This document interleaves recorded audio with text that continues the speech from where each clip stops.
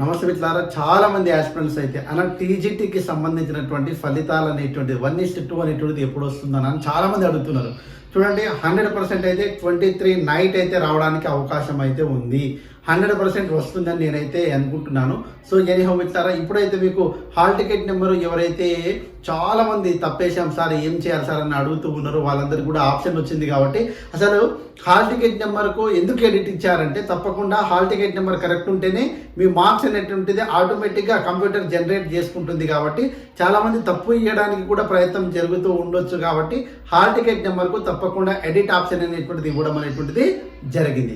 కాబట్టి ఎవరైతే hall ticket నెంబర్లు తప్పుగా వేశారో వాళ్ళు తప్పకుండా కూడా ఇప్పుడు కరెక్ట్గా నెమ్మదిగా వేయడానికి ప్రయత్నం అయితే చేయండి.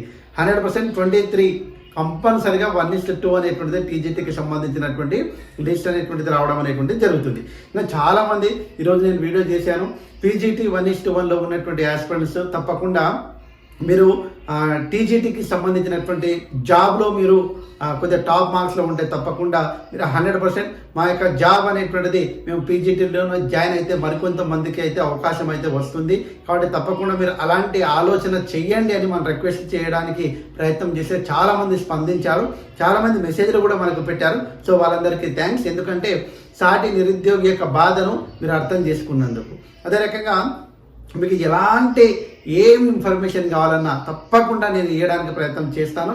ఇంకా చాలామంది ఏం అడుగుతున్నారంటే, డిసెండింగ్ ఆర్డర్లో పోస్టులు ఇస్తే చాలామందికి న్యాయం జరుగుతుంది కదన్నా అని చాలామంది అడుగుతూనే ఉన్నారు. చాలామంది దానికోసం ఎదురు చూస్తున్నాము. రోడ్లపైకి వచ్చి మనం శాంతియుత ధర్నా కూడా చేస్తూ ఉన్నాము.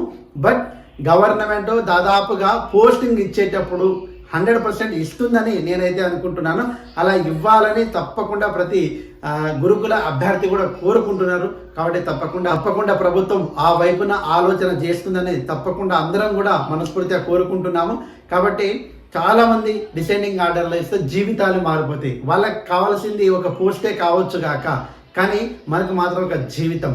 కానీ ఆ పోస్టులు అనేటువంటి కాకుండా తప్పకుండా కొంతమంది నిరుద్యోగులు న్యాయం చేకూరుతుంది అని ఆలోచన చేస్తారని మనస్ఫూర్తిగా కోరుకుందాం అందరం కూడా.